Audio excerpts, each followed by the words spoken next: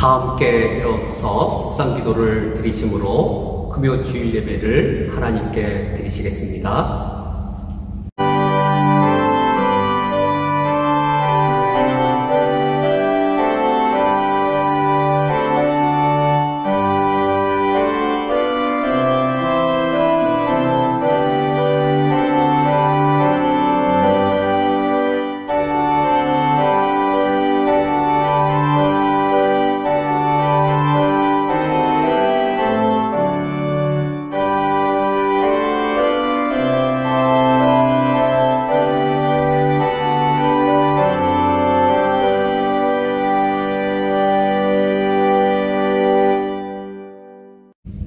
여호와여, 나의 대적이 어찌 그리 많은지요. 일어나 나를 치는 자가 많으니이다. 많은 사람이 나를 대적하여 말하기를 그는 하나님께 구원을 받지 못한다 하나이다. 여호와여, 주는 나의 방패시요 나의 영광이시요 나의 머리를 드시는 자이시니이다. 아멘. 하늘에 계신 우리 아버지시여, 우리 주변에 대적이 많을지라도 주님은 우리의 방패가 되시며 우리의 영광이 되시며 우리의 머리를 드시는 자가 되시오니 주님을 찬양합니다. 지금 주님을 경배하기 위하여 모인 저희들 중에 오시어서 주님을 찬양하고 노래하는 우리의 예배를 받아 주시옵소서. 예수 그리스도의 이름으로 기도합니다. 아멘. 다 함께 찬양하시겠습니다. 찬송가 28장 복의 근원 강림하사 함께 찬양하겠습니다.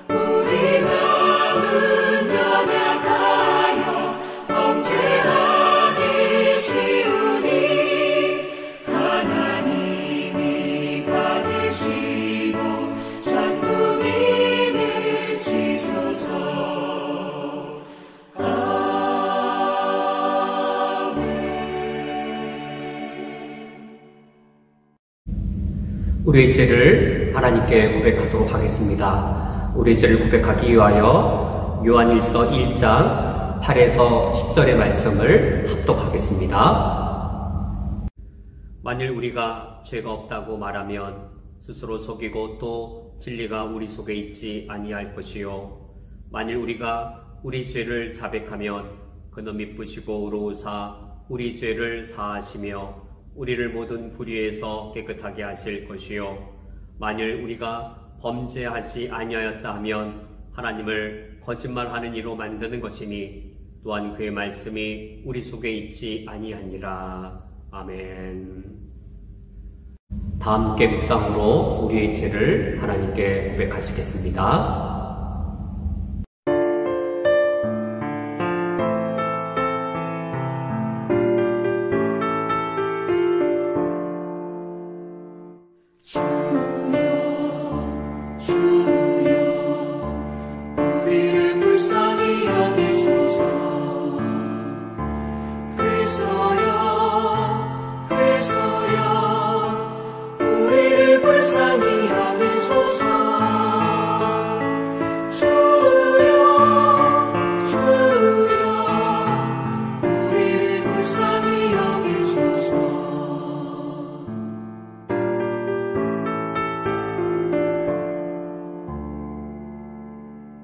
거룩하시고 자비하신 하나님, 주님의 임재 앞에서 우리의 죄악과 우리의 부족함을 그리고 우리가 주님께 대항했던 것들을 고백합니다. 오 주님, 우리에게 자비를 베풀어 주옵소서. 주님을 슬프게 했던 우리의 삶들이 이제는 우리를 부끄럽게 만들며 송구하게 만드오니 주님이시여 이제는 우리의 죄를 용서하여 주시옵고 주님의 비단에서 살아갈 수 있도록 주님의 길 안에서 걸어갈 수 있도록 우리를 도와 주옵소서. 그리하여 우리가 예수 그리스도 우리 주님을 위하여 살게 하여 주옵소서. 예수 그리스도의 이름으로 기도합니다. 아멘. 성시교도 다 함께 하시겠습니다. 교독문 30번 시편 67편을 교독하도록 하겠습니다. 하나님은 우리에게 은혜를 베푸사 복을 주시고 그의 얼굴빛을 우리에게 비추사 주의 도를 땅 위에 주의 구원을 모든 나라에게 알리소서. 하나님이여 민족들이 주를 찬송하게 하시며 모든 민족들이 주를 찬송하게 하소서. 온 백성은 기쁘고 즐겁게 노래할지니 주는 민족들을 공평히 심판하시며 땅 위의 나라들을 다스리실 것임이니이다. 하나님이여 민족들이 주를 찬송하게 하시며 모든 민족으로 주를 찬송하게 하소서. 땅이 그 소산을 내어 주었으니 하나님 곧 우리 하나님이 우리에게 복을 주시리로다. 하나님이 우리에게 복을 주시리니 땅의 모든 빛이 하나님을 경외하리로다. 아멘. 다 함께 사도신경으로 우리의 신앙 고백을 하나님께 드리겠습니다. 전능하사 천지를 만드신 하나님 아버지를 내가 믿사오며 그 외아들 우리 주 예수 그리스도를 믿사오니 이는 성령으로 잉태하사 동정녀 마리에게 나시고 본디오 빌라도에게 고난을 받으사 십자가에 못 박혀 죽으시고 장사한 지 사흘 만에 죽은 자 가운데에서 다시 살아나시며 하늘에 오르사 전능하신 하나님 우편에 앉아 계시다가 저리로서 산자와 죽은 자를 심판하러 오시리라. 성령을 믿사오며 거룩한 공예와 성도가 서로 교통하는 것과 죄를 사하여 주시는 것과 몸이 다시 사는 것과 영원히 사는 것을 믿사옵나이다. 아멘. 다 함께 자리에 앉으셔서 찬송가 89장 살아내 꾼 예수 찬양하겠습니다.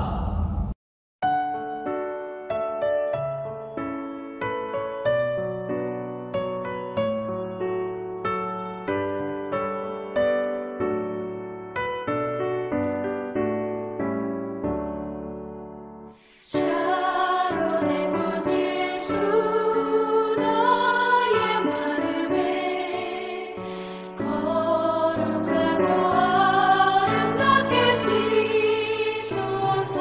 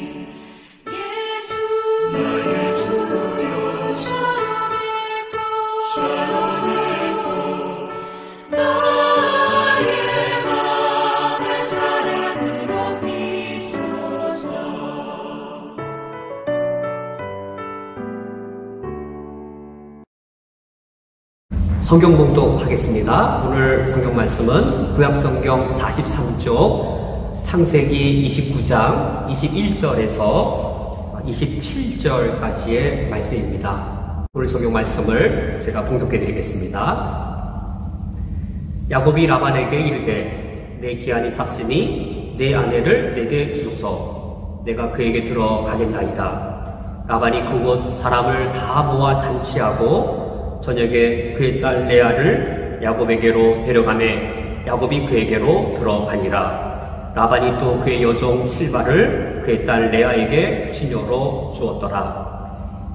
야곱이 아침에 보니 레아라. 라반에게 이르되 외삼촌이 어찌하여 내게 이같이 행하셨나이까? 내가 라헬을 위하여 외삼촌을 섬기지 아니었나이까? 외삼촌이 나를 속이심은 어찌 됨이니까? 라반이 이르되 언니보다 아우를 먼저 주는 것은 우리 지방에서 하지 아니하는 바이라. 이를 위하여 7일을 채우라. 우리가 그도 내게 주리니 내가 또 나를 7년 동안 섬길지니라. 아멘. 함께 기도하고 말씀 듣겠습니다. 하나님 아버지시여, 오늘 말씀을 들을 때에 성령께서 우리에게 찾아오시어서 야곱을 깨뜨리시고 야곱을 다듬어 가신 성령 하나님의 은혜를 저희들도 누리게 하여 주옵소서. 야곱의 단단한 자아를 깨뜨리셔서 온유한 사람으로, 성숙한 사람으로 주님께서 빚어가셨던 것처럼 오늘 말씀을 들을 때에 나의 야곱이 깨어지게 하여 주시옵고, 그래야 주님이 원하시는 성숙한 야곱의 모습으로 저희들이 새로워지게 하여 주옵소서. 예수님의 이름으로 기도합니다. 아멘. 우리가 만약 미지의 세계로 떠나야 한다면 우리에게는 큰 두려움이 있을 겁니다. 창세기 28장에서 야곱이 베델을 떠날 때 그도 그러했습니다. 과연 이 베델에서부터 밧다나람 그 먼 곳까지 내가 잘 도착할 수 있을까? 그리고 그 넓은 밧다나람에 도착했을 때 순적하게 외삼촌 라반을 과연 찾을 수 있을까? 이런 모든 불확실한 사실 앞에 야곱이 두려웠을 겁니다. 그러나 야곱은 이 창세기 28장 베델에서 하나님의 약속을 받았습니다.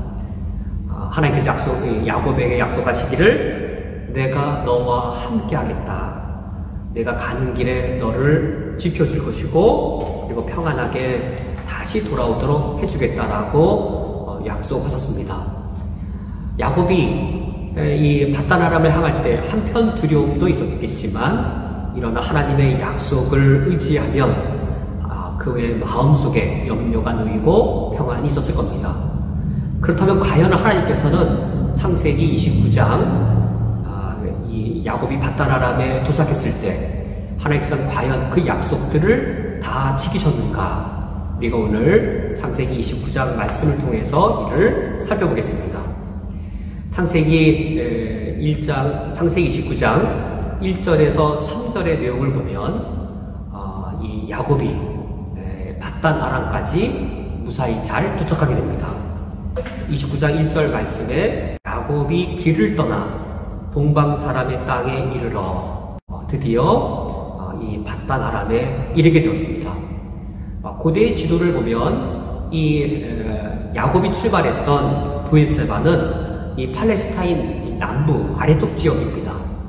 이 밧단 아람은 이 팔레스타인을 통과하고 또 그 위쪽에 시리아를 통과해서 지금 터키 남부 지역이 이 밧단 아람의 하란입니다. 1000km나 되는 먼 길을 야곱이 무사히 도착하게 되었습니다. 과연 이 밧단 아람에 도착한 야곱이 그럼 이곳에서 삼촌 라반을 찾을 수 있을까? 4절에서 8절 말씀을 보면 아주 기가 막히게 이 야곱이 삼촌 라반을 만나는 길을 얻게 되었습니다. 이 야곱이 도착한 곳은 이 우물가였습니다. 그 우물가 옆에 양을 치던 목자들이 모여서 이제 양들에게 물을 주고자 기다리던 중이었습니다. 그 목자들에게 야곱이 묻습니다. 29장 4절 말씀에 내 형제여 어디서 왔느냐 라고 묻습니다. 이때 이 목자들이 하란에서 왔노라 라고 답변합니다.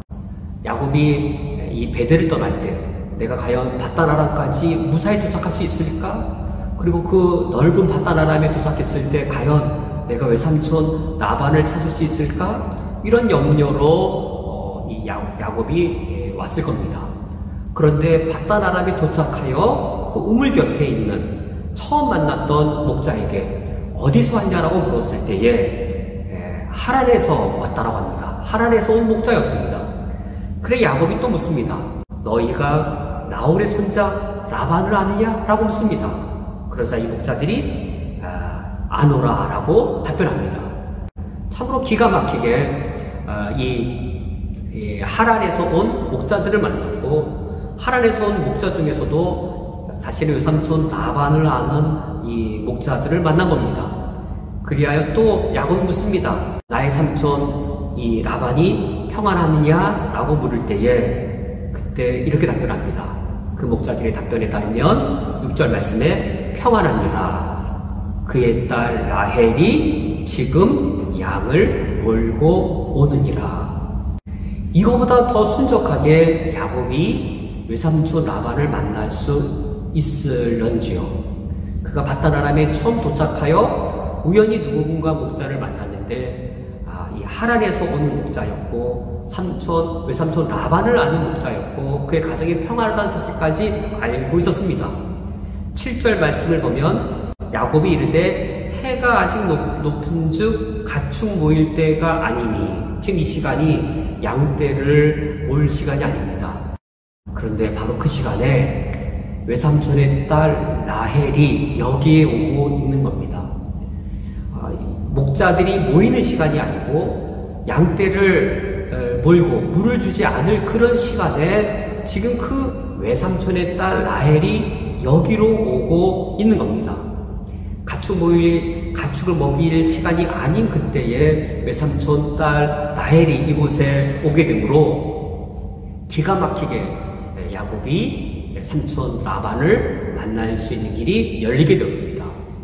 이 사실을 볼 때 하나님이 베델에서 야곱에게 약속하신 일, 내가 너와 함께 하겠다. 너가 가는 길에 내가 지켜주겠다라는 이 약속, 하나님께서 철저하게 하나님 편에서는 하나님의 약속을 지키신 것을 알게 됩니다.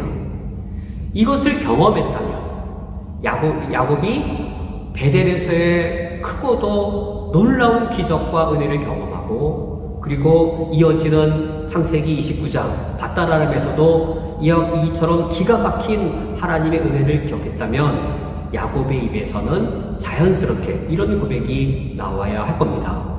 하나님이 나와 함께 계시고 그리고 나를 지켜주시겠다라고 약속하셨는데 하나님께서 나를 인도하셨습니다.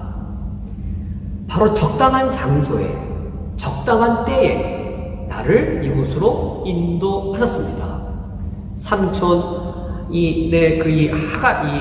삼촌 라반을 알고 있는 그 목자들이 있는 그 적당한 장소, 그리고 라헬이 양떼를 물 먹이려고 오는 적당한 시간, 바로 그 적당한 장소에 기가 막히게 적당한 때에 하나님이 나와 함께 계시고 나를 지켜주셔서 나를 이곳으로 인도해 주셨다라고 야곱이 그의 입술로 고백하는 것이 너무나 자연스러운 일입니다. 그런데 우리가 창세기 29장의 본문을 읽어보면 아직 야곱의 입에서는 이런 고백이 전혀 나타나지 않고 있습니다.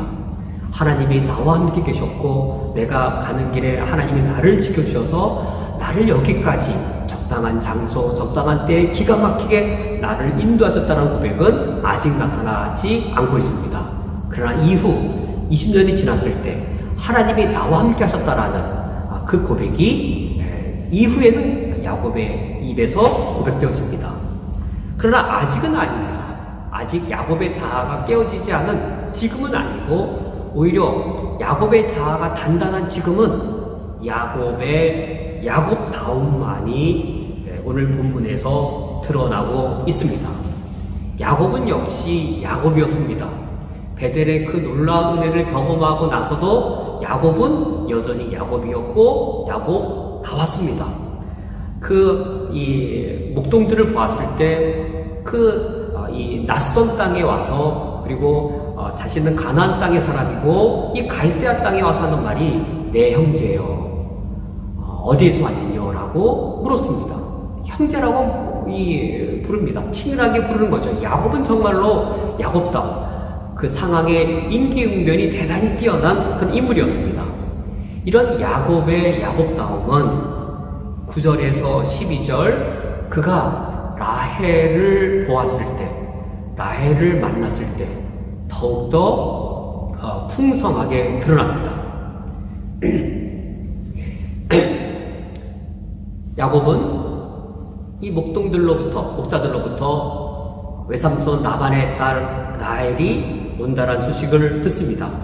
그리고 10절 말씀에 야곱이 그의 외삼촌 라반의 딸 라헬과 그의 외삼촌의 양을 보고 나아가 이제 라헬이 왔을 때 그 라헬과 그의 양떼를 보고 나아갑니다. 나아가서 12절 뭔가 말합니다. 무슨 사실을 말하냐면 자기가 그의 아버지의 생질이요 리브가의 아들됨을 말합니다. 이 말을 정말 하고 싶은 것이죠. 라헬을 보았을 때 내가 당신 아버지의 생질이고 그리고 내가 리브가의 아들입니다. 이 사실을 말하는데 곧바로 말하지 않습니다. 야곱은 정말로 야곱다웠습니다. 그 전에 아주 독특하고 특별한 행동을 한 후 12절에 말을 합니다. 저 같은 사람, 지혜가 부족한 사람은 라헬을 보자마자 뛰쳐나가서 12절부터 말했을 겁니다.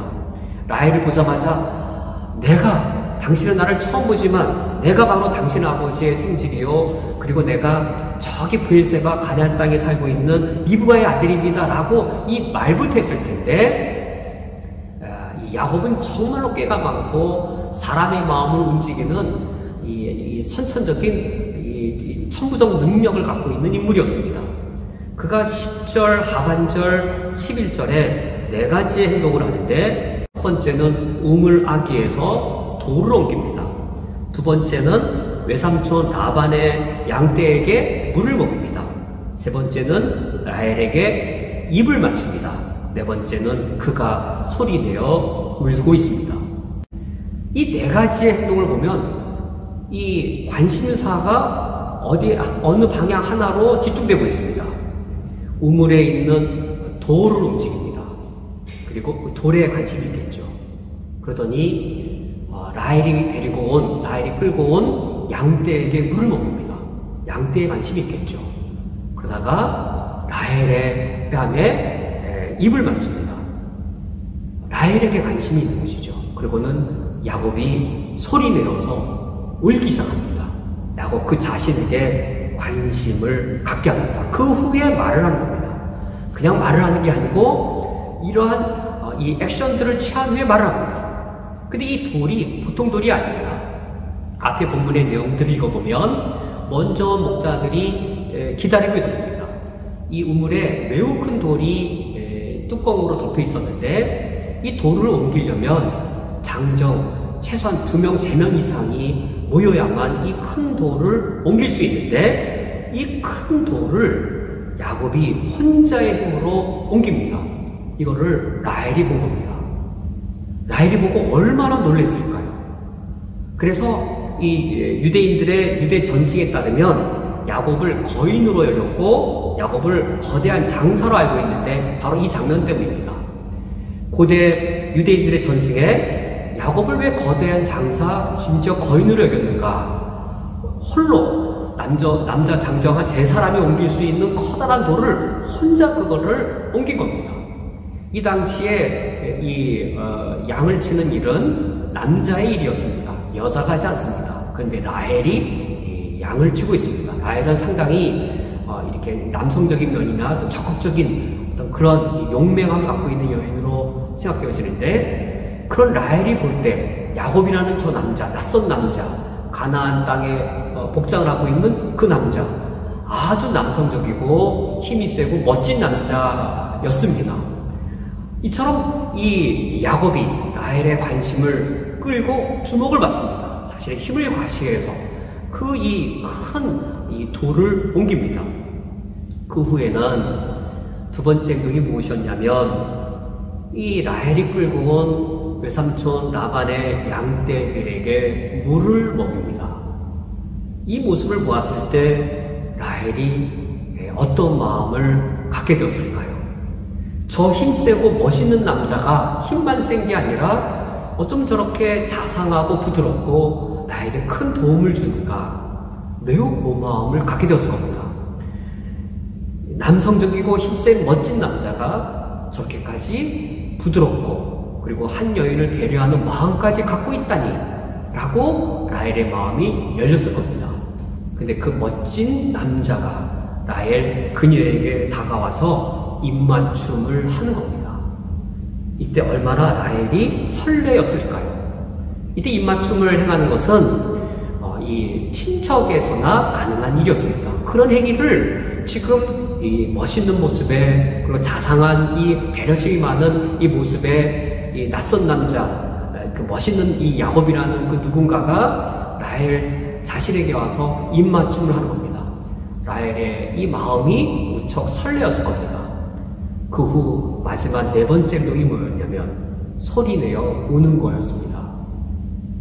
저렇게 힘세고 자상하고 그리고 매력적인 남자가 무슨 서글픔이 있는지 소리내어 우는 겁니다. 얼마나 라헬이 야곱을 품어주고 싶었을까요? 얼마나 궁금했을까요? 도대체 이 남자가 왜 내게 입맞춤을 하는지, 도대체 이 남자가 왜 우는지 얼마나 궁금했을까요? 그 후에 하는 말이 12절에 그가 그에게 자기가 그의 아버지의 생질이요 리브가의 아들됨을 말하였더니, 야곱이 얼마나 야곱답습니까? 야곱이 이런 사람이었습니다. 대단히 꾀가 많고 어떤 상황에 있든지 즉흥적으로 이처럼 사람의 마음을 움직일 수 있는 탁월함을 갖고 있는 인물이었습니다. 그래서 이 밧단 아람에 처음 도착한 이 야곱의 모습을 보면 분명히 하나님이 야곱과 함께 하셨고 야곱을 지켜주셨지만, 야곱의 입에서 하나님이 나를 인도하셨다라고 하는 고백은 전혀 나타나지 않고 있습니다. 오히려 야곱은 하나님의 존재를 무시하고 있습니다. 하나님이 나와 함께 계시고 나를 지켜주셨다는 사실을 인정하거나 그 사실을 포착하거나 그 사실을 알아채지 못하고 있습니다. 대신에 드러나는 것은 야곱의 탁월함, 야곱의 야곱다움만 드러나고 있습니다. 이런 창세기 28장과 이런 29장, 이 두 장면을 창세기 연구자들이 연구하면서 이 하나님이 야곱에게 베풀어 주신 공통된 은혜의 방편을 발견했습니다. 창세기 29장, 그리고 오늘 보려는 이 창세기 29장은 대단히 문예적이고 문예 장치들이 많이 있는 그런 본문인데, 그 중에 첫 번째가 하나님께서 야곱에게 은혜를 베풀어 주신 방편입니다. 베델하면 대표적인 것이 무엇이죠? 베델하면 베델의 돌입니다. 야곱이 이 돌베개하고 잠들었던 그 돌, 하나님을 만난 이후 그 돌을 하나님의 집으로 여겼던 그 돌, 하나님과 야곱을 만나게 해 주었던 그 은혜의 방편인 그 돌이 이제 29장에서도 하나님의 은혜의 방편, 야곱이 라헬을 만나는 방편으로서의 돌로 등장합니다. 베델에서의 돌은 야곱이 하나님을 만나는 은혜의 방편이었다면, 하나님이 여전히 그 같은 이미지, 같은 상징을 사용하셔서 하나님의 은혜는 여전히 이 야곱에게 지속되고 있기 때문에 창세기 29장 앞부분을 보면 돌이라는 말이 대단히 많이 나옵니다. 그래서 이 돌이라는 이미지가 대단히 크게 부각되어지고 있는데, 베델의 그 은혜의 방편이었던 돌, 하나님을 은혜로 만났던 그 돌, 이제는 이 야곱이 평생 사랑하고 가장 사랑하였던 그의 아내가 되는 라헬을 만나는 은혜의 방편으로 이 돌이 등장하고 있습니다. 그래서 이처럼 하나님이 야곱과 함께 하시고 야곱을 지켜주셔서 지금 여기까지 야곱의 삶은 형통하고 순조로웠습니다. 그러나 야곱은 하나님을 알지 못하고 있습니다. 하나님의 함께 하심을 알아채지 못하고 있습니다. 야곱의 야곱다움만 드러나고 있을 뿐입니다. 야곱의 그 자신의 탁월함을 드러낼 뿐입니다. 야곱은 하나님을 믿고 살아가는 게 아니라 여전히 자신을 믿고 살아가고 있습니다. 지금까지 이룬 것 하나님의 은혜라는 고백이 아니라 지금 내가 이룬 것 내가 이처럼 뛰어난 꾀와 탁월한 능력으로 내가 내 삶을 이루었다라고 하는 야곱의 야곱스러움만이 드러나고 있을 뿐입니다. 그래 우리가 이미 알고 있습니다. 야곱의 이후의 이야기를 이미 알고 있습니다. 이처럼 야곱이 하나님의 함께 하심을, 하나님의 인도하심을 은혜로 고백하지 않고 있을 때 표면적으로는 모든 일들이 다 형통하게 진행되고 있지만 바로 지금 이 장면에 음울한 불행, 앞으로 닥칠 음울한 불행이 밑바닥에 잠복되어져 있습니다. 이제 드디어 창세기 29장 13절 이하에서 야곱이 외삼촌 라헬을 통해 만나게 됩니다. 이 라헬은 대단히 놀라서 집으로 달려들어가 아버지 라반에게 야곱의 이야기를 말합니다. 그러자 라반은 아주 환대합니다. 야곱을 영접하면서 안고 입을 맞추면서 너는 참으로 내 혈육이로다 라고 말합니다. 야곱이 이 말을 얼마나 듣기를 원했을까요? 그가 베델을 떠날 때 과연 삼촌이 나를 박대하면 어떡하나, 무사히 삼촌을 만날 수나 있으려나, 그러나 만날지라도 삼촌이 나를 박대한다면 어떡하나.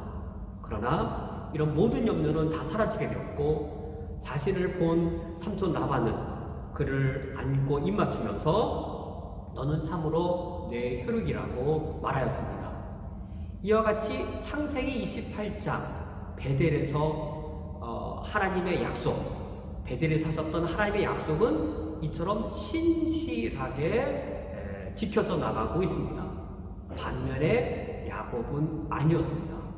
이처럼 하나님의 약속이 신실하게 진행되어져 나가고 있었고 그 덕분에 삼촌 라반은 야곱을 환대하고 있었지만 삼촌 라반에게 했던 야곱의 첫마디는 거짓이었습니다. 13절 말씀의 하반절에 야곱이 자기의 모든 일을 라반에게 말하며 13절 하반절에 기록되어 있습니다. 삼촌이 야곱을 자기 집으로 인도하였을 때 야곱은 삼촌 라반에게 자기의 모든 일을 말하였습니다. 정말로 모든 일을 말하였을까요? 정말로 그가 그의 아버지 이삭을 속인 일도 말하였을까요? 정말로 그가 속여서 형 에서의 장자권을 탈취한 일까지 말하였을까요? 그가 얼마나 비열한 짓을 했는지, 그래서 형이 자기를 죽일 만큼 그 얼마나 악한 행동을 했는지도 말하였을까요? 야곱의 말을 들은 후 라반이 너는 참으로 내 혈육이로다 라고 말한 것을 보면 야곱은 자기가 불리하지 않게 자기가 유리한 말만 했을 것이고 그리고 속여서 이야기를 한 것을 알 수 있습니다. 삼촌 라반을 만났을 때 라반에게 했던 야곱의 첫마디는 거짓말과 라반을 속이는 것이었습니다. 베델에서의 큰 은혜 그리고 밧다라람까지 이처럼 하나님이 함께하셔서 무사하게 온 이 하나님의 은혜가 있었음에도 불구하고 야곱은 여전히 야곱이었습니다. 야곱은 여전히 야곱이었지만 하나님도 여전히 신실하신 하나님이었습니다. 야곱이 이러할지라도 하나님은 야곱에게 하신 약속을 하나님께서는 신실하게 다 지키시고 계셨습니다. 13절 이하의 내용을 볼 때 왜냐하면 야곱에게 라헬과의 결혼의 길이 열렸기 때문입니다. 첫눈에 반했던 라헬, 깊은 사랑에 빠졌던 라헬. 야곱의 가장 큰 원함은 내가 고향 땅을 떠날지라도 나도 일가를 이루되 사랑하는 여인과 일가를 이루는 것이었겠지요. 그 라헬과의 결혼의 길이 순적하게 열리게 되었습니다. 삼촌 라반의 집에서 한 달을 머문 이후에 삼촌 라반이 야곱에게 제안을 합니다. 힘도 세고 성실한 그리고 똑똑한 이 야곱을 봤을 때 제안을 합니다. 어떻게 무보수로 일을 하겠느냐?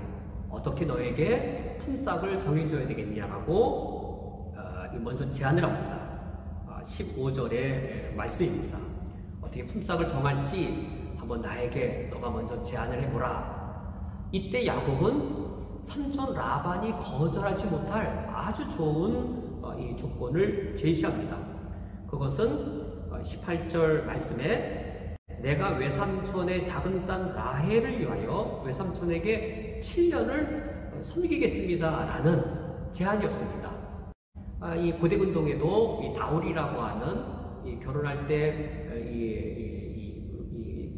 결혼 지참금이라 해야 되나요? 여자가 결혼 지참금을 갖고 오듯이 남자가 주는 다울이라고 하는 신부의 몸값이 있었는데 이 하란 인근에 누지라는 이 지역이 있습니다. 하란하고 멀지 않은 이 고대 누지 문서가 발견되었는데 이 누지 문서에 따르면 이 신부 몸값이 그 당시에 3년 또는 4년의 품삯이었습니다.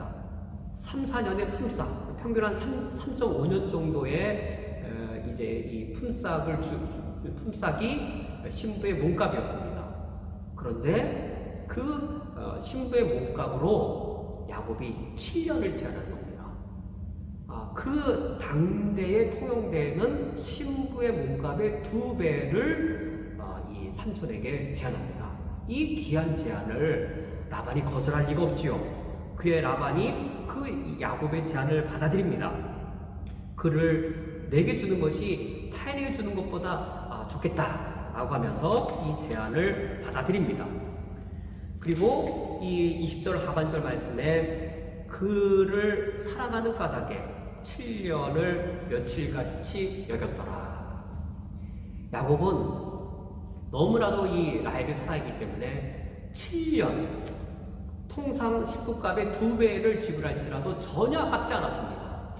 7년의 몸값, 7년의 이 품삯이 며칠의 품삯으로 여겼을 것만큼 내가 라헬을 얻을 수만 있다면 그 어떠한 대가도 치르겠다라고 하는 그런 마음이었습니다. 7년도 전혀 아깝지 않게 야곱이 라헬을 얻기 위하여 일을 했습니다. 드디어 그 7년이 다 찼습니다. 21절 말씀에 야곱이 라반에게 말합니다.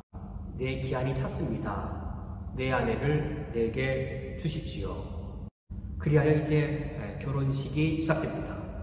결혼식이 낮에 진행되어지고 그리고 저녁에 이 어두워지는 저녁에 이 결혼 잔치가 벌려진 것이 풍속이었습니다. 밤이 되었을 때, 어두운 밤이 되었을 때 이 결혼 축하로 인해서 아주 기쁜 소리들이 있었을 겁니다. 이제 잔치가 끝나고 이제 야곱이 그의 사랑하는 아내 라헬을 만나는 시간이 되었습니다. 23절에 저녁에 그의 딸 레아를 야곱에게로 데려가매 야곱이 그에게로 들어가니라.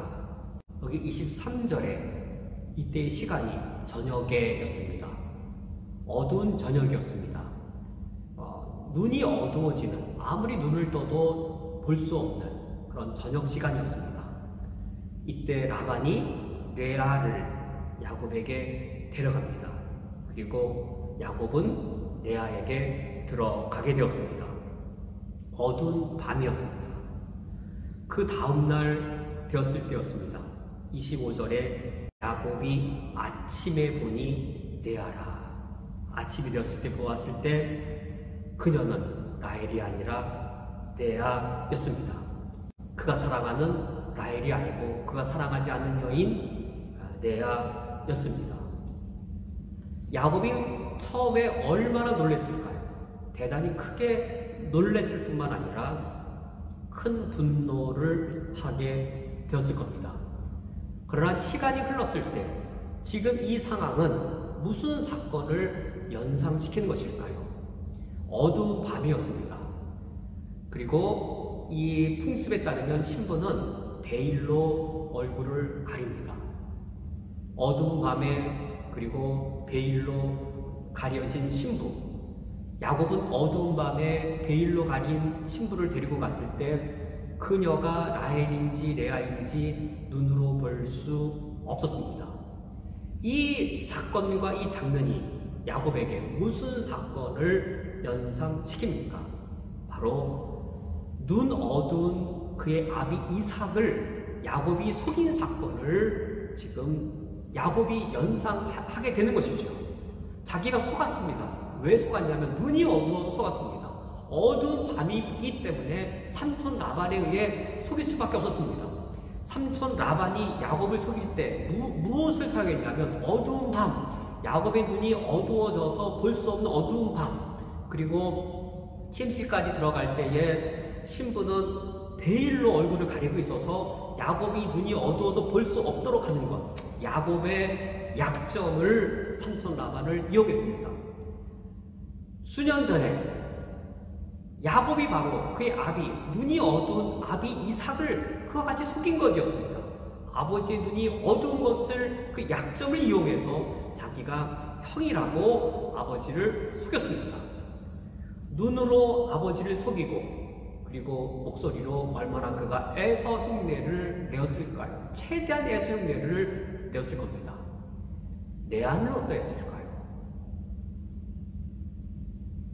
야곱은 그 여인을 바라보고 라헬을 사랑한다라고 라헬이라고 불렀을 것이고, 마치 야곱이 형 에서의 목소리를 흉내내어 어두운 밤에 아버지 이삭을 속였듯 레아는 라헬 흉내를 내면서 눈이 어두운 야곱을 속였습니다. 지금 철저하게 삼촌 라반에 의해 속임당한 야곱, 그것은 철저하게 그가 눈이 어두웠던 아버지 이삭을 속인 것과 똑같은 상황이었습니다. 라반에게 속은 야곱은 삼촌에게 따져 묻습니다. 외삼촌이 나를 속이심은 어찌 됨이니까? 25절 하반절에 이처럼 삼촌 라반에게 따져 묻습니다. 외삼촌이 나를 속이심은 어찌된 일이니까? 나를 속이는 것이 어찌된 일입니까? 라는 이 외침, 이 분노에 찬 이 외침, 매우 익숙한 외침입니다. 누가 외쳤던, 누가 억울하여 분노 가운데 외쳤던 말일까요? 내가 속은 것, 나를 속인 것, 이것이 어찌됨이니까? 란 이 말은 야곱이 형 에서를 속였을 때, 에서가 야곱에게 속고 나서 그의 아비 이삭에게 항변했을 때 바로 그 표현들입니다. 창세기 27장입니다. 창세기 27장 35절에 이삭이 이르되 내 아우가 와서 속여 내 복을 빼앗았도다. 속여서 너의 복을 빼앗았도다. 이에 36절 에서가 말합니다. 에서가 이르되 그의 이름을 야곱이라 함이 합당하지 아니하니까. 이 야곱이라는 말이 이제 이 뒤꿈치를 붙잡다란 말이죠. 사람을 등 뒤에서 등쳐먹듯 이 앞에 가는 사람의 발목을 잡는 그러한 비열한 인간, 그런 야곱. 그러니 이런 야곱이란 이름이 합당하지 않습니까? 그가 나를 속임이 이번이 두 번째입니다. 전에는 나의 장자의 명분을 빼앗고 이제는 내 복을 빼앗았나이다. 아비 이삭을 속이고 형 에서를 속였던 야곱, 그가 속임을 당한 후 외삼촌에게 말합니다. 외삼촌이 나를 속이심은 어찌 됨이니까? 이 말은 그 야곱에게 속았던 에서가 아비 이삭에게 항변했을 때 그의 분노에 차서 항변했을 때에 바로 그 목소리를 연상시킵니다. 이에 라반의 답변은 이겁니다. 26절에 라반이 이르되 언니보다 아우를 먼저 주는 것은 우리 지방에서 하지 아니하는 바이라. 참 하나님 참 묘하시죠. 즉 언니와 아우 이 두 관계, 라헬과 레아, 레아와 라헬, 언니와 아우, 에서와 야곱의 관계, 형과 동생, 이 관계인 겁니다. 형의 장자권을 야곱이 속여서 빼앗았습니다. 근데 지금 라반이 야곱을 속여서 언니의 권한을 지켜주고 있습니다. 언니와 아우, 이 관계, 이 대응이 되고 있는 것이죠. 에서와 야곱, 형과 동생의 장자권, 이 장자권의 권리, 야곱이 형 에서를 속여서 빼앗았습니다. 이것이 어떻게 반영되어져 있냐면, 이제는 라반이 바로 그 속이는 자 야곱을 속여서 언니의 권리를 이 아우, 이 라헬로부터 지켜주고 있습니다. 물론 이것은 언니의 그 권리를 명분으로 이 교묘하고 비열한 삼촌 이 라반이 이득을 취하려고 하는 것이지만, 이 일을 당하는 야곱이 그걸 깨닫는 것이죠. 내가 이 야곱의 속임수는 동생인 자신을 형이라고 속인 것이었습니다. 동생인 자기를 아버지 이삭에게 형이라고 속인 것인데, 라반은 이 언니를 아우라고 속인 것이었습니다. 이 관계를 통해서, 이런 사건의 유사성을 통해서 야곱은 이 사건을 통해 자신이 얼마나 형을 속이는 자였는지, 자신이 무슨 일을 속였는지를 깨닫게 되었을 겁니다.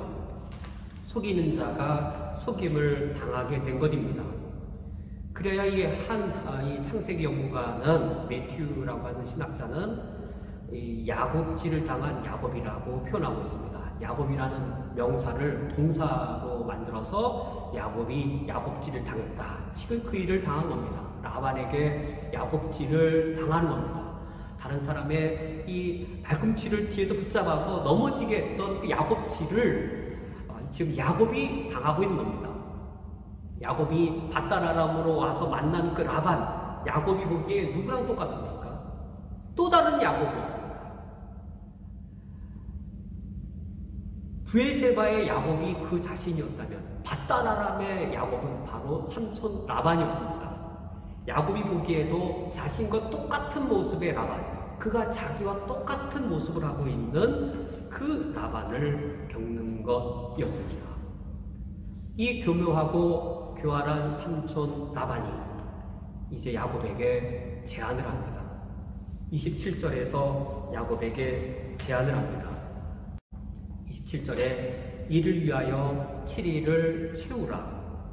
우리가 그도 내게 주리니 내가 또 나를 7년 동안 섬길지니라. 일주일 후에 라헬과 결혼하게 해주겠다. 그러나 너가 그 대신에 7년을 더 종살이를 해야 한다라는 제안이었습니다. 얼마나 교활하고 비열한 외삼촌 라반인지요. 자기 두 딸을 이처럼 돈벌이를 위해 이용해 먹고 있는 그런 비열한 인간이었습니다. 그것만큼이나 야곱도 비열한 인간인 것이죠. 장자권이라고 하는 보물위에 아비 이삭을 속이고 형 에서를 속였던 그 비열했던 야곱, 그것만큼이나 비열한 야곱질을 하는 삼촌 라반, 지금 그 야곱이 그 일을 겪고 있습니다. 또다시 7년을 더 일해야 되는 이 야곱, 이때 야곱의 마음이 어땠을까요? 억울하고 분노가 뜨겁게 일어났을 겁니다. 지난 7년의 종살이가 무엇이 되어버리고 말았습니까? 지난 7년의 종살이는 야곱이 그가 사랑하는 여인 라헬을 아내로 얻기 위해 지불했던 몸값이었습니다. 7년인데 7일밖에 되지 않을 정도로 전혀 아깝지 않았습니다. 그렇게 순수하고 열정적이었던 사랑의 표현이었던 7년의 종살이가 자기가 사랑하지도 않는 여인 라헬을 얻는 몸값으로 둔갑되어져 버린 것이었습니다. 완전히 속임당한 것이었습니다. 얼마나 억울하겠습니까? 그리고 그 사랑하지 않는 여인 때문에 앞으로 7년을 더 종살이를 해야 했습니다. 그래야 이 창세기 연구가가 이렇게 표현합니다. 먼저 7년은 라헬을 얻기 위한 먼저 7년은 야곱에게 천국과 같은 그런 시기였을 것이라. 내가 7년이지만 이 기간을 수고하면 내가 사랑하는 라헬을 나의 아내로 얻을 수 있다라고 하는 천국을 경험하는 기간이었다면, 이제 라헬 때문에 일하게 되는 그 다음에 7년은 하루도 견디기 힘든 지옥과도 같은 기간이었을 것이라. 정말 그랬을 겁니다. 첫 7년은 사랑한 아내를 얻기 위해 천국과도 같은 기대 속에 지내었던 기간이었다면, 7년이 지난 후 또다시 사랑하지 않는 여인 때문에 7년을 더 일하게 되었을 때 야곱의 마음은 지옥과도 같았을 겁니다. 얼마나 외삼촌 라반이 미웠을까요? 얼마나 외삼촌 라반의 속임수에 같이 동조했던 레아도 함께 미웠을까요? 그런데 왜 하나님께서는 야곱에게 이러한 일을 겪게 하시는 것일까요? 하나님의 뜻이 있는 것이죠. 하나님이 함께 하셔서 야곱을 지켜주신다고 하셨던 하나님께서는 도대체 무슨 이유로 야곱에게 이러한 일들을 겪게 하신 것일까요? 바로 이겁니다. 라반에게 속임을 당하면서 야곱이 깨닫게 된 일이 있기 때문입니다. 이것이 아니면 야곱이 깨달을 수 없는 일이었기 때문입니다. 무슨 일을 깨닫게 되었을까요? 라반이 야곱을 속이기 위해 밤의 어두움을 이용했습니다. 어두운 밤을 이용해서 야곱의 눈이 어두워진 것을 이용했습니다. 그 어두운 밤에 레아도 목소리를 라헬인 채 내면서 야곱을 속였습니다. 바로 그가 그의 아비 이삭을 속일 때처럼 바로 그러했습니다. 그의 아비 이삭을 속일 때처럼 그의 삼촌 라반도 아주 비열하게 야곱의 어두운 눈을 이용하여 야곱을 속였습니다. 이 일을 겪으면서 야곱이 본 것은 무엇인가요? 야곱이 본 것은 단순히 라반의 비열한 짓을 본 것이 아니라 그 비열한 짓을 똑같이 행했던 야곱 그 자신, 야곱 내가 얼마나 비열한 인간인가를 야곱이 볼 수 있었습니다. 그 일을 보게 되었습니다. 나랑 똑같은 삼촌 라반의 그 비열한 짓을 내가 똑같은 상황에서 똑같이 겪으면서 야곱은 내가 얼마나 비열한 존재인지를 보게 되었습니다.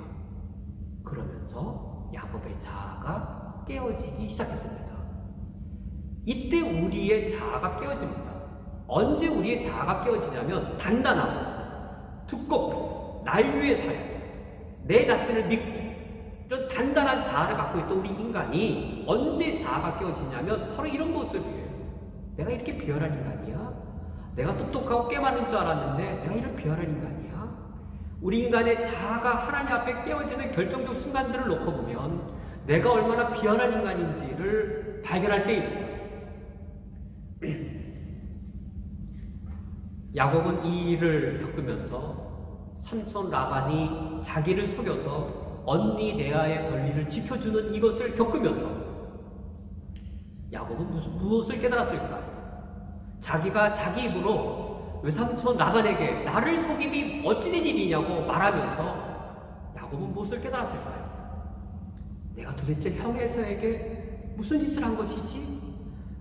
내가 형 에서의 장자권을 어떻게 빼앗은 것이지? 자신이 얼마나 형에게 비열한 짓을 한 자인지를 야곱이 깨닫게 되었습니다. 그가 얼마나 비열한 존재인지를, 내 자신이 얼마나 비열한 존재인지를, 형에게 얼마나 못쓸 짓을 한 것인지를 스스로 깨닫게 되었습니다. 그런 걸 알아야, 그런 일을 겪어야만 비로소 인간 내 자신의 자아가 깨집니다. 내가 얼마나 부도덕한 존재인지를, 내가 어느 정도로 제약된 존재인지를 알 때, 그때 인간의 자아가 비로소 깨어질 수 있습니다. 여기까지의 말씀들을 볼 때 야곱이 하나님께 기대하는 바와 하나님이 야곱에게 기대하시는 바가 얼마나 다른지를 알 수 있습니다. 창세기 28장 야곱이 하나님께 서원하면서 기도할 때 야곱이 하나님께 바라는 바가 있었습니다. 하나님이 나와 함께 계셔서 나를 지켜주십시오. 그리고 떡과 옷을 주십시오. 그리고 평안히 돌아오게 하십시오. 라는 사실을 기대했습니다. 그러면 하나님이 나의 하나님이 되실 겁니다. 여기는 하나님의 전이 될 겁니다. 내가 하나님을 11조를 드리면서 잘 섬길 터이오니 하나님은 나와 함께 계셔서 나를 지켜주십시오. 그럼 내가 하나님 섬기겠습니다. 나에게 떡과 옷을 주십시오. 그럼 내가 11조도 드리겠습니다. 나를 평안히 돌아오게 하십시오. 그럼 내가 하나님의 전도 세우겠습니다. 라는 식의 기대였습니다. 야곱이 어떤 하나님을 기대하나요? 이런 하나님이었어요. 하나님 나와 함께 하신다면 나를 편안하게 해주셔야죠. 떡과 옷을 주셔야죠. 그럼 내가 11조도 드리겠습니다. 그렇게 안 해주시면 하나님은 나의 하나님이 아닙니다. 이것이 베델을 떠날 때, 밧다라람에 도착했을 때 아직 자아가 깨어지지 아니한, 그가 얼마나 비열하고 얼마나 부도덕하고 그가 얼마나 죄악된 자인지를 스스로 깨닫지 못할 때, 그때 그런 죄악된 상태에서 하나님 향해 바랬던 야곱의 기대는 이 정도였습니다. 그러나 지금까지의 상황을 놓고 볼 때 하나님은 야곱에게 무엇을 기대하시는가요?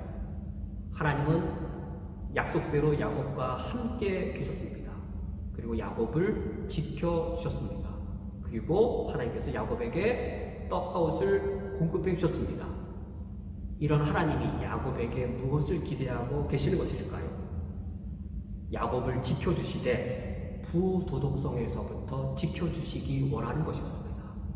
하나님이 지켜주시기 원하시는 것은 떡과 이 옷, 그것을 공급해 주시면서 그런 거 지켜주기 원하시는 것이 아니라, 그런 측면보다 야곱이 비열한 인간으로 떨어지지 않는 것, 야곱이 부도덕한 인간이 되지 않는 것, 오히려 거기서도 돌이키는 것, 부도덕하면서 돌이키고, 그리고 그의 비열하면서 돌이켜서 그가 도덕적인 인간으로 변화되는 것, 이것이 바로 이 하나님이 야곱을 향해 기대하시는 바였습니다.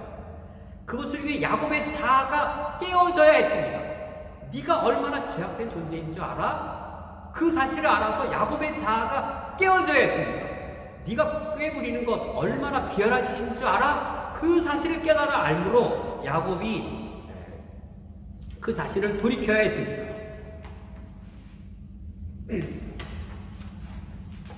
하나님께서 야곱에게 기대하시는 바는 그에게 축복을 주시는 것이라기보다도 축복보다 먼저 그가 올바른 인간이 되는 것이었습니다. 그를 올바른 인간으로 변화시켜 가시면서 하나님이 원하시는 그런 축복의 통로가 되기 원하시는 것이 야곱을 바라시는 하나님의 기대였습니다. 오늘 말씀을 맺도록 하겠습니다.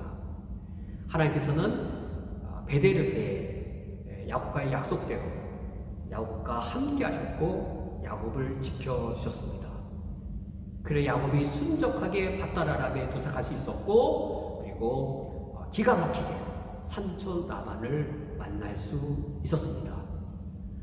그러나 야곱은 하나님을 바라볼 때에 올바른 기대를 하지 못하고 있었습니다. 여전히 그는 그의 자아가 살아 있었습니다. 여전히 그 자신을 믿고 살고 있었고, 여전히 부도덕한 방식으로 그는 살아가고 있었습니다. 하나님께서는 야곱을 깨트리시기 위해 또 다른 야곱, 라반을 겪게 하셔서 야곱 그의 추악함을 스스로 보게 하시고, 그리하여 그 자신의 죄악됨을 인정하여 그 자신을 깨트리게 하고 계십니다. 이제 시간이 흘렀을 때 야곱은 성숙한 그리스도인으로 변화되어 있을 겁니다. 하나님께서 우리 자신들도 성숙한 야곱으로 우리를 변화시킬 수 있도록 하나님 우리를 단련시키실 때에 영적 훈련을 받으시기를 주님의 이름으로 축원드립니다. 이 시간 오늘 말씀을 기억하시면서 함께 기도하시겠습니다. 이 야곱을 어루만지시는 하나님처럼 하나님께서 우리 자신들을 어루만져 주실 때에 나의 자아가 깨어지게 하여 주시옵고, 야곱이 하나님을 향해 바랄 때에 나와 함께 가셔서 나를 지켜주시고 떡과 옷을 달라라고 기도하는 그 수준에 우리가 머물러 있는 것이 아니라, 하나님 우리가 도덕적이 되고 의로운 인간이 되어서 바른 축복의 통로가 되기를 바라시는 것처럼 하나님의 기대에 부응하는 우리 자신들이 되어질 수 있도록 자, 말씀을 기억하며 하나님 아버지 앞에 다짐의 기도를 드리시겠습니다.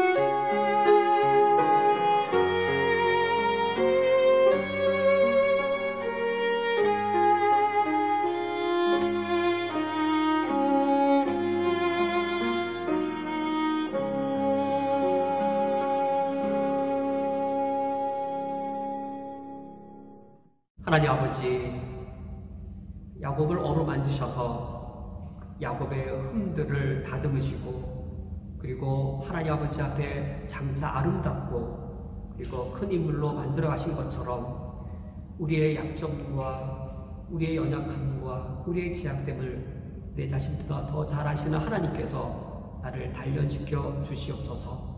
코로나 바이러스의 이런 상황들이 우리 삶의 어려움들이 될지라도 하나님이 야곱을 다듬어 가셨던 그런 우리 영적 훈련의 상황이 될 수 있사오니, 지금 이 상황의 어려움들을 통하여 우리를 단련시켜 주시고 우리를 훈련시켜 주시옵소서. 하나님 아버지 앞에 결단하게 하시고 결심케 하여 주시어서 하나님이 나를 바라보실 때 하나님이 원하시는 그 모습으로 우리 자신들을 하나님 아버지 앞에 드릴 수 있도록 인도하여 주옵소서. 예수님의 이름으로 기도합니다. 아멘. 다 함께 찬송가 401장 주의 곁에 있을 때 찬양하시면서 하나님께 공헌하겠습니다.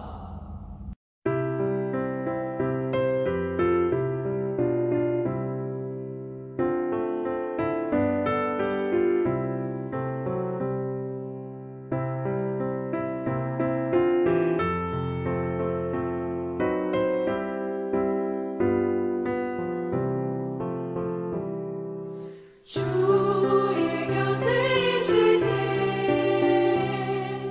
마음이 든든하오니, 주여 내가 살 동안 인도하여 주소서.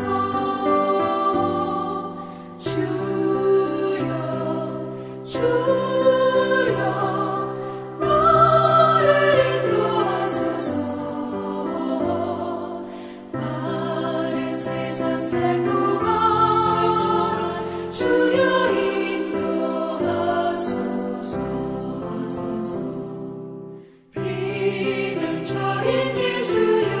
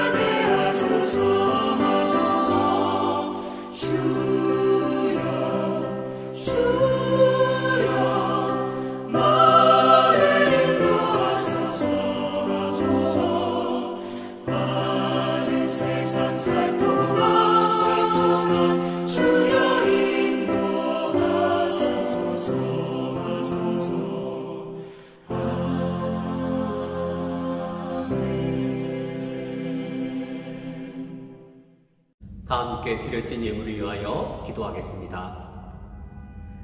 하나님 아버지, 하나님께 헌금을 드리며 더 이상 이 세상과 돈을 의지하는 삶을 살지 않을 것을 다짐합니다. 이제는 하나님을 의지하여 살겠습니다. 우리가 얻은 소득을 하나님께 헌금을 드리며 더 이상 내 자신을 부유케 하는 삶을 살지 않으며 이제는 이웃과 더불어 사는 삶을 다짐합니다. 이와 같이 이 세상 안에서 존재할 때 하나님의 백성의 방식으로 존재하므로 하나님께서 이 세상에 살아계시며 하나님께서 이 세상을 지키고 계시며 하나님께서 우리의 구원주이심을 드러낼 수 있기를 원합니다. 이러한 결단대로 살아갈 수 있도록 저희들을 도와주옵소서. 예수 그리스도의 이름으로 기도합니다. 아멘. 다 함께 자리에서 일어서서 십계명을 교독하도록 하겠습니다. 십계명은 우리 그리스도인들이 천국 백성으로서 이 땅에서 살아가는 하나님이 우리에게 명령하신 삶의 도리입니다. 하나님이 이 모든 말씀으로 말씀하여 이르시되 나는 너를 애굽 땅 종되었던 집에서 인도하여 낸 내 하나님 여호와니라. 너는 나 외에는 다른 신들을 내게 두지 말라. 너를 위하여 새긴 우상을 만들지 말고 또 위로 하늘에 있는 것이나 아래로 땅에 있는 것이나 땅 아래 물속에 있는 것에 어떤 형상도 만들지 말며 그것들에게 절하지 말며 그것들을 섬기지 말라. 너는 내 하나님 여호와의 이름을 망령되게 부르지 말라. 안식일을 기억하여 거룩하게 지키라. 내 부모를 공경하라. 살인하지 말라. 간음하지 말라. 도둑질하지 말라. 내 이웃에 대하여 거짓 증거하지 말라. 내 이웃의 집을 탐내지 말라. 예수께서 이르시되 내 마음을 다하고 목숨을 다하고 뜻을 다하여 주 너희 하나님을 사랑하라 하셨으니 이것이 크고 첫째 되는 계명이요 둘째도 그와 같으니 내 이웃을 내 자신같이 사랑하라 하셨으니 이 두 계명이 온 율법과 선지자의 강령이니라. 아멘. 다 함께 찬양하시겠습니다. 찬송가 635장 주기도문을 찬양하겠습니다.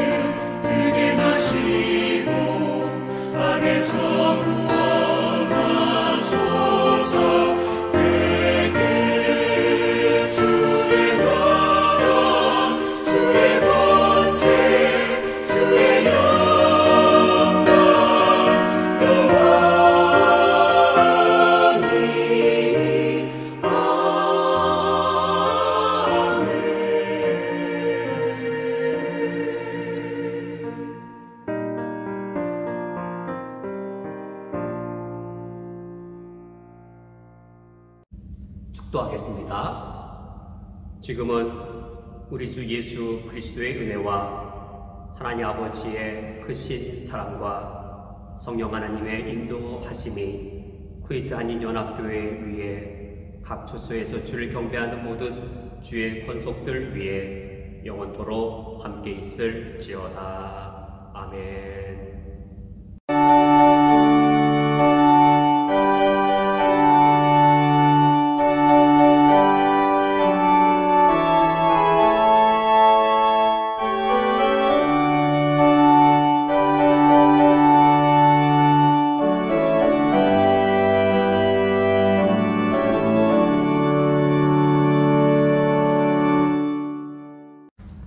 다 함께 자리에 앉으신 후 귀 소식을 전해드리겠습니다. 예배 안내입니다. 공예배는 인터넷으로 참여해 주시면 되겠습니다. 어린이부 예배 영상은 밴드와 카톡으로 배부되는데 가정에서 부모님께서 자녀를 지도하여 예배 드리시면 되겠습니다. 중보기도를 부탁드립니다. 쿠웨이트 국가를 위해 우리 그리스도인들의 큰 의무는 기도하는 겁니다. 쿠웨이트 정부가 정책을 잘 수립해서 코로나의 위기를 극복할 수 있도록 또 쿠웨이트 사회의 경제 안정을 가져올 수 있도록 위하여 기도를 부탁드립니다. 코로나의 치료제와 백신도 조속히 개발될 수 있도록 기도해 주시고 개발된 후에는 이 저개발국가의 국민들도 그 혜택을 골고루 누릴 수 있도록 기도해 주시기 바랍니다. 우리 교회의 사업장과 직장에 어려움이 없도록 하나님이 지켜주시도록 기도를 부탁드립니다. 요르단 난민 선교가 구제 사역 및 교육 사역 두 방향으로 진행 중에 있습니다. 이라크 학교가 먼저 지난 주말에 시작이 되었는데 이라크 이 학생들 난민 신분이지만 교육을 통해 하나님의 사랑과 미래의 소망을 가질 수 있도록 기도 부탁드립니다. 교육관은 8월 말로 사용이 종료됩니다.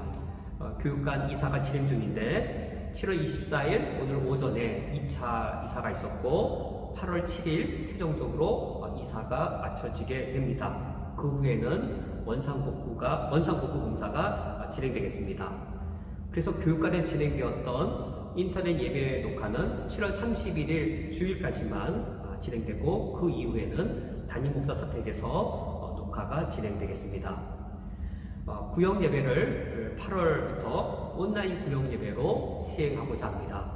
인터넷 툴을 사용해서 진행하고자 합니다.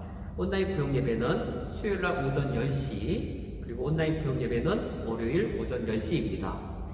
온라인 구역 예배는 요일과 시간을 구역 상황에 맞추어 변경하셔도 되겠습니다.